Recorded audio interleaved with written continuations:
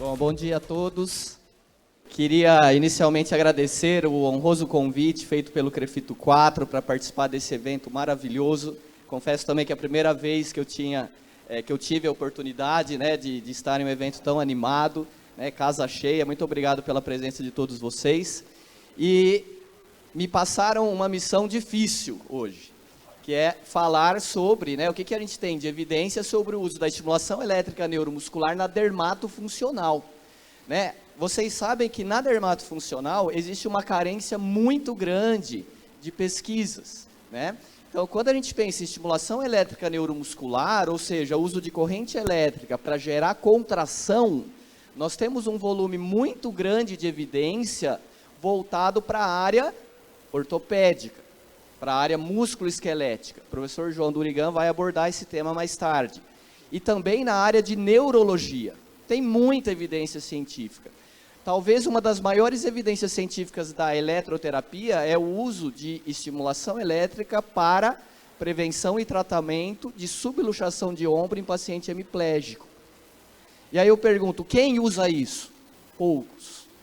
Então, muitas vezes nós usamos técnicas que já sabemos que não funcionam e técnicas que existem, que apresentam um alto grau de evidência, a gente deixa de lado. Então, a gente precisa estar atento à literatura científica para fazer a nossa prática clínica efetivamente baseada em evidências. Mas, muito bem, eu vou tentar falar um pouquinho sobre o uso da eletroestimulação na dermatofuncional. Bom, então, para gerar contração muscular, nós vamos usar uma corrente elétrica que nós chamamos genericamente de corrente excitomotora. Existe uma grande quantidade de tipos de correntes que podem ser usadas com essa finalidade. E nós dividimos essas correntes em dois grupos principais. Correntes de baixa frequência, que são as correntes elétricas que têm frequência abaixo de 1000 Hz ou 1 kHz. E correntes de média frequência, que têm frequências entre 1000 Hz até 10.000 Hz. Então, nós temos basicamente dois grupos, que na verdade a literatura tem mostrado que os efeitos são muito semelhantes. Então, o que importa mais não é o tipo de corrente que você está usando. O que importa é se você sabe programar os parâmetros adequadamente. Certo? É claro que a indústria, ela tenta empurrar para a gente coisa nova. Não, essa corrente já não é mais boa, você precisa comprar outra. Mas, na verdade, isso não existe uma fundamentação para esse tipo de argumento. O importante é que o profissional saiba manejar ou trabalhar bem com a ferramenta que ele tem na sua clínica. Muito bem.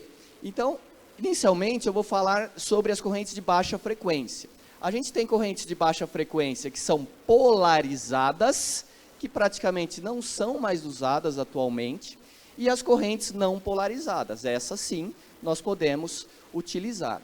Então, quando nós pensamos em corrente polarizada, nós temos aí três correntes principais, que seria a corrente farádica, ultraexcitante e ritmo sincopado, das diadinâmicas de Bernard.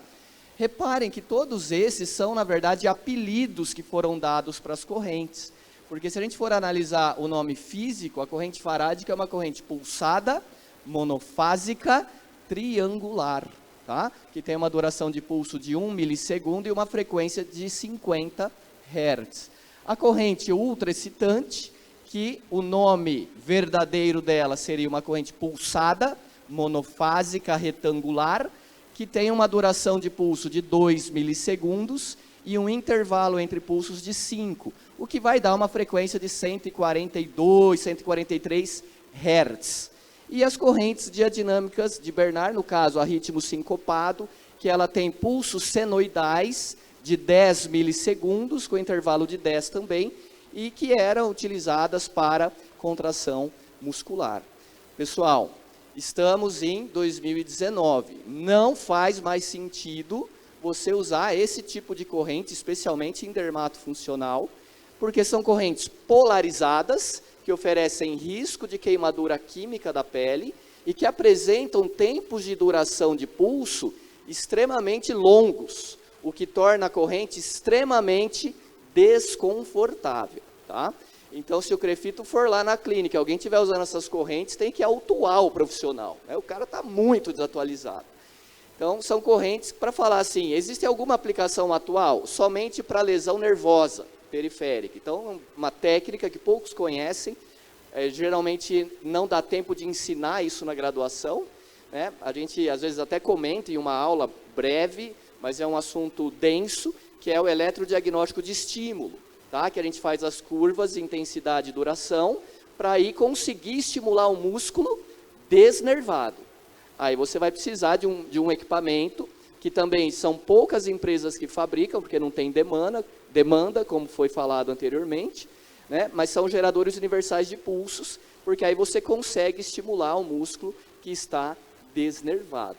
Mas como o meu objetivo aqui hoje é falar em dermatofuncional, a paciente, obviamente, ela tem a sua inervação, o seu músculo, ele tem a inervação intacta, a inervação preservada. Então, nós vamos dar preferência a correntes não polarizadas, tá? Então, corrente de baixa frequência usada para contração muscular seria uma dessas duas. Uma corrente pulsada, bifásica, simétrica, retangular. Então, se é simétrica, obviamente, ela é balanceada ou equilibrada.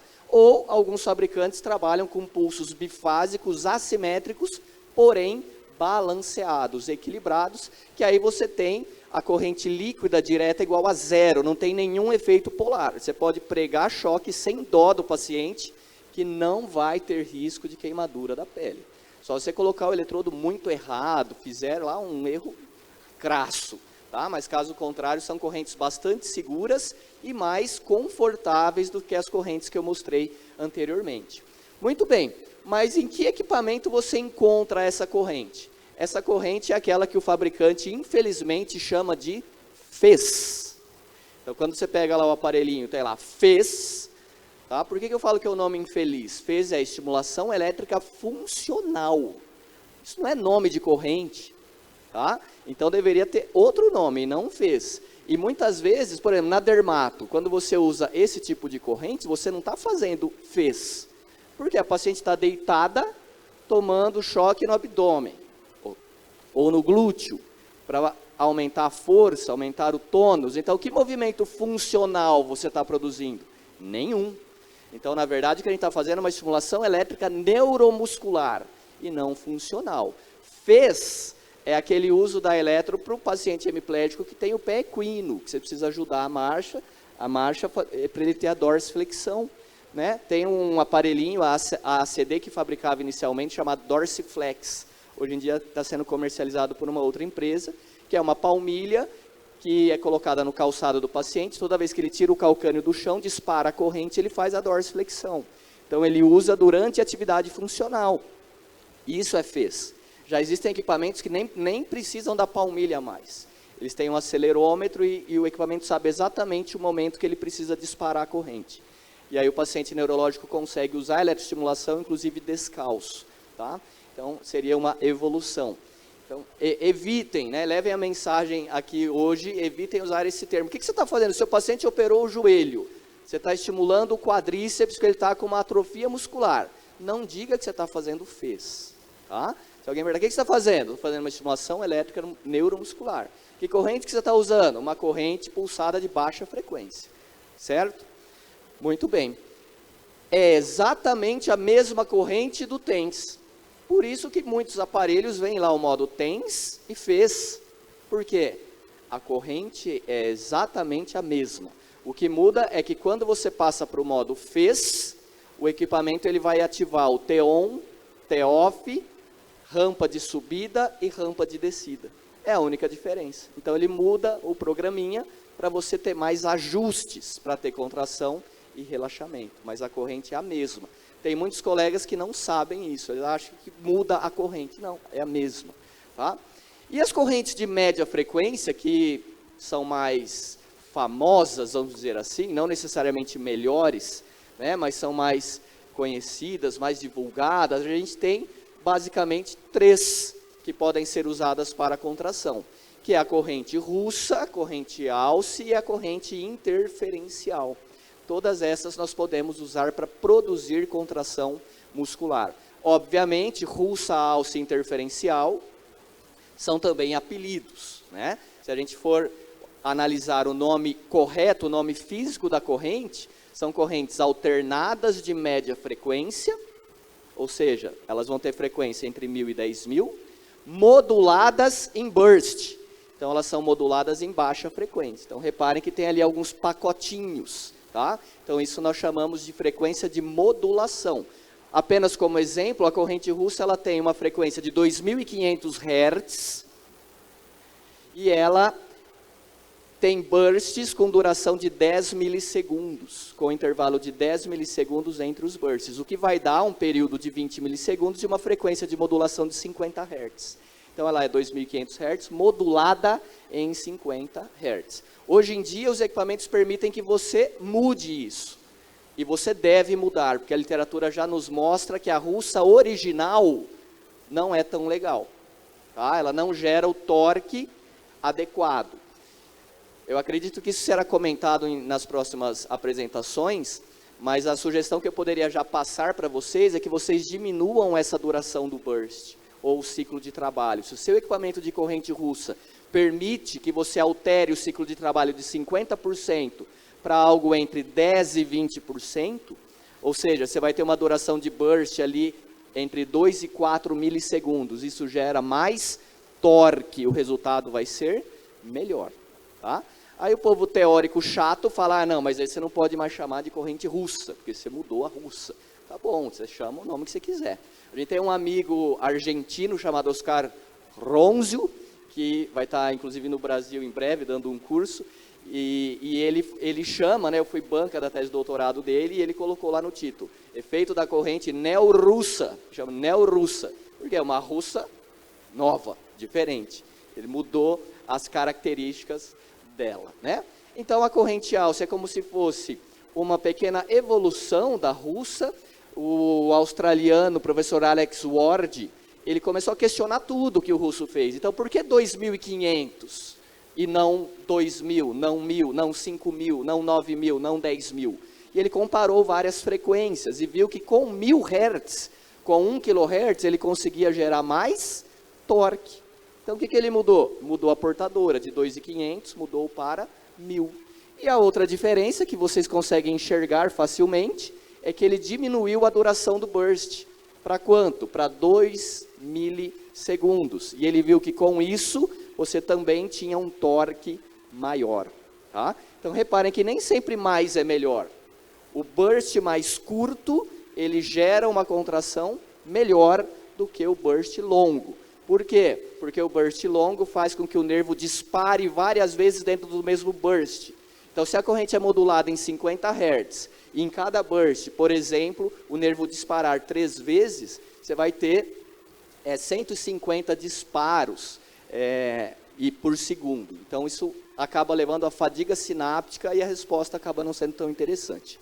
E a interferencial, que é uma corrente que foi inventada na Áustria pelo Hans Nemec, não é muito conhecida, né, pelos colegas fisioterapeutas como uma corrente para contração, a maioria usa para analgesia, mas se você programar ela com os parâmetros adequados, com uma portadora mais baixa, entre 1.000 e 2.000 Hz, com uma frequência de modulação também próxima de 50, T-on, T-off, rampa, você faz no modo bipolar o mesmo trabalho que você faria com as outras. Tá? Então, essas correntes são conhecidas, às vezes nos artigos eles colocam BMAC. Então, é Burst Modulated Alternating Currents. Então, correntes alternadas moduladas em bursts. Bom, então, independentemente, se eu estiver usando uma corrente de baixa frequência, entre aspas, 1000 vezes, né, entre aspas, 1000 vezes, o Fez, que vem escrito no aparelho, ou alguma corrente de média frequência, os parâmetros são praticamente os mesmos. O que muda é que na corrente de baixa frequência você tem duração de pulso para ajustar, e na de média você não tem duração de pulso para ajustar. Mas, por outro lado, você tem que ajustar o ciclo de trabalho, ou também chamado de duração do burst. Tá? Então, a amplitude, que é a intensidade da corrente, duração de pulso, frequência, T-on, T-off, rampa de subida, rampa de descida, e o tempo de aplicação, que na verdade o ideal não é nem você se preocupar com o tempo, e sim com o número de contrações que você vai produzir. É igual à academia. Você não vai lá, faz supino, 3 minutos de supino. Não, são 3 séries de 10.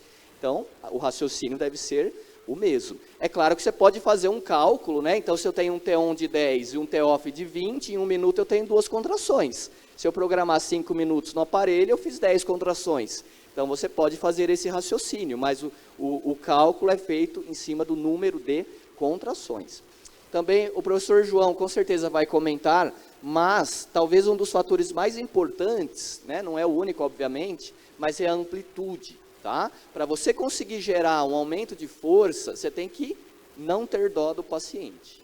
Tem que usar uma intensidade alta. Alta quanto? O máximo que o cara aguentar. O máximo. Tá? A gente tem um colega, professor de elétrica, ele fala, eu aumento até enxergar a primeira lágrima escorrer. Aí eu paro. Se o cara está aguentando e está escorrendo a lágrima, não tem problema. Por quê? Você tem que gerar uma contração, no mínimo, próximo de 30% da voluntária máxima. Então, isso é um valor alto. E isso fica extremamente desconfortável. Então, quem vai ter melhor resultado? O paciente que estiver mais motivado. Então, aquele paciente fala, ó, está incomodando, mas tenta aumentar mais um pouquinho que eu acho que eu suporto. Esse vai se dar bem. Aquele que é cheio de, não, está incomodando, coisa chata, está doendo, não aumenta mais. Não vai ter uma boa resposta. Quantidade de tecido adiposo. Se tem uma capa assim de gordura, é muito mais difícil a corrente atravessar. Outro dia chegou uma aluna para mim e falou, professor, eu comprei o Wave Toner. Falei, pô, legal, o que é isso? É aquele aparelho que vende na TV, a gente põe no abdômen, contrai, pô, estou gostando. Falei, tá, e aí? E aí eu fui tentar usar no meu marido para ver se ele perdia a barriga de cerveja. Nele, eu aumento, ele grita de dor e o barrigão está lá esparramado, não contrai. Por quê? Porque tem um tanto assim de camada adiposa, que é como se fosse, entre aspas, um isolante elétrico, é um mau condutor elétrico, dificulta a passagem de corrente. Muito bem. Então, na dermatofuncional, a gente poderia usar para quê, basicamente? Né? As indicações que o pessoal vende aí nas clínicas de estética ou fisiodermatofuncional. Para reduzir flacidez muscular, né, igual foi falado aqui, para diminuir o problema lá do tchauzinho, as coisas que balançam de vez em quando.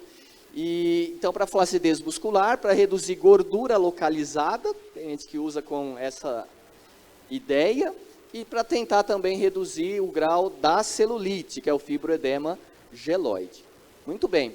Alguns anos atrás, saiu numa revista chamada Corpo a Corpo, altíssimo fator de impacto, uma matéria intitulada Aumente a firmeza da área com aparelhos, tá? E aí eles listam vários tratamentos. Então tá lá o primeiro, não dá para enxergar direito, mas o primeiro é estimulação russa. Aí fala outro endermo, microcorrentes, aí vem corrente COTS e depois vem fídias, tá? Então estimulação russa, corrente russa. Corrente COTS, quem é COTS? É o russo que inventou a corrente russa. O nome dele é Yakov Kotis, e ainda é raro o nome do cara, puseram com Z, que na verdade é com S. E fídias é o nome comercial do aparelho de corrente russa de uma empresa brasileira. Então chamava fídias, tá? Então é tudo a mesma coisa. Então qual é a mensagem? Não fiquem presos ao nome comercial da corrente. Você tem que saber o seguinte, pergunta para o fabricante, o que sai de dentro do aparelho? É uma corrente alternada, 2.500 Hz. Já sei, é a russa. Tá? É isso que a gente tem que saber. Não, alternada de 1.000 Hz. É a alce. Muito bem. Então, eu fui buscar o que tinha de evidência. E encontrei um trabalho de corrente interferencial na circunferência abdominal e na gordura visceral em mulheres obesas. Como eles fizeram? 45 minutos de estimulação, 3 vezes por semana, por 4 semanas. E o protocolo de eletroestimulação era 5 minutos com 3 Hz, depois eles passavam para 50, que é a frequência atualmente uma das mais utilizadas, né, para contração muscular, e depois faziam 10 minutos como se fosse um desaquecimento. Então 3 Hz para aquecer e depois no final uma espécie de desaquecimento. Muito bem. E o que eles viram? Mudou a circunferência abdominal? Mudou. Então houve aí uma redução estatisticamente significante no grupo tratado comparado com o grupo controle. E quando eles avaliaram a gordura visceral com ultrassonografia, também houve uma redução no grupo tratado. Então olha aí que maravilha, né? Só que, pessoal, a gente tem que ter muito cuidado e muita cautela ao ler a literatura científica. Nem tudo que está publicado é de alta qualidade. E quando a gente vai analisar essa revista, né, que é uma revista japonesa de fisioterapia, ela se encontra na lista dos jornais predatórios. Ou seja, é uma revista extremamente mal vista na comunidade científica. Isso não quer dizer que todos os trabalhos que estão publicados lá são ruins, mas se é uma revista predatória, o que isso nos indica? Que talvez não, né? Com certeza acabam entrando vários trabalhos com qualidade duvidosa. Então eu não sei se como foi conduzido ou não, mas não é uma revista que você olha só que evidência, né? Uma revista que a gente tem que abrir os olhos. E achei mais um artigo, então achei 2 trabalhos, 2. E esse publicado numa revista lá do Nepal, que também não tem fator de impacto, tá? E aí eles viram também que o grupo que recebeu a eletroestimulação teve uma redução na circunferência abdominal comparado ao grupo controle. Então, como eu disse no início, a gente praticamente não tem evidência de alta qualidade, né? Então, a mensagem que eu teria aí para deixar para vocês, para levarem para casa é que apesar da estimulação elétrica neuromuscular ser muito usada na dermatofuncional, o pessoal usa bastante, existe ainda uma carência de evidências científicas de qualidade para suportar ou não a sua utilização. Mas, então, fica a critério do fisioterapeuta, né? Pelo menos a gente não tem evidência de que não funciona. Então, é um ponto positivo. Então, cabe ao profissional decidir ou não se vai utilizar com essa finalidade estética na dermatofuncional. Mas, se forem utilizar, utilizem com critérios e com os parâmetros adequados que vocês aprenderão aqui nas demais palestras. E evitem esses tipos de atrocidades que muitas vezes nós encontramos. É claro que isso aí não vai dar certo, tá? Então essa era a mensagem que eu queria passar para vocês. Muito obrigado e um excelente evento. Parabéns pela palestra. Aquela consulta que eu falei que queria marcar, eu já quero cancelar, porque a coisa da lágrima me deixou um pouquinho assustado. Eu vou ficar com o tchau molinho mesmo, tá numa boa, tá bom? Vai na academia. E tem a coisa do... É pra dar choque até doer muito. É o máximo tolerável pelo paciente. Então Aconteceu tem que ser tolerável. Já, tipo, sei lá, morrer? Não. Mas já existem alguns relatos na literatura. Nós teremos aqui uma palestra mais tarde sobre estimulação de corpo inteiro. E existem alguns relatos de pacientes que tiveram rabdomiólise, que é uma lesão muito séria nos rins, por excesso de dano muscular. Então, quando se faz estimulação em vários grupos musculares, precisa ter um cuidado um pouco maior. Maravilha, tá? muito obrigado.